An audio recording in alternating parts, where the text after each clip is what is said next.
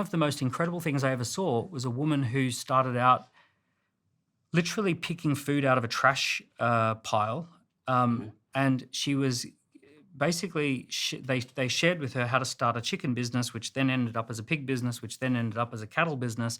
And she ended up making, hiring 15, 16 people in her local community. The power of entrepreneurship is that starting with nothing, you can actually make improvements. I'm not saying everyone ends up as a millionaire, and I'm not saying everyone ends up equal, but I'm saying you can make improvements in your life. And the thing that causes mental health issues is the feeling of having no agency or no control over your circumstances until the world changes the whole economic system.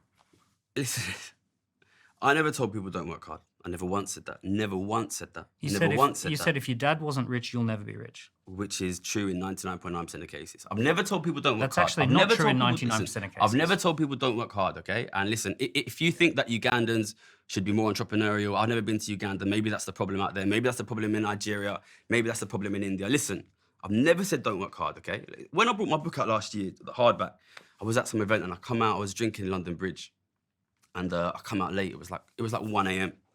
And some guy come up to me when I was unlocking my bike. Some guy from Newcastle, which is the northeast of England. It's this quite poor town. There's a lot of working class people there.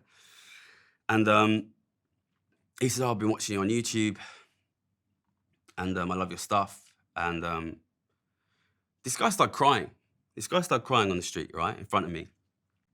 He's like, I work so hard, Gary. I work 2 jobs. My mum's sick and I'm trying to help. I'm trying to support and I don't understand why.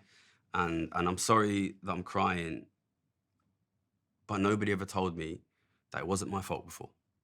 That's what he said to me, okay? And listen, I believe 100% aspiration, ambition, entrepreneurial spirit. I would never see a kid that has that and say, turn it off, okay?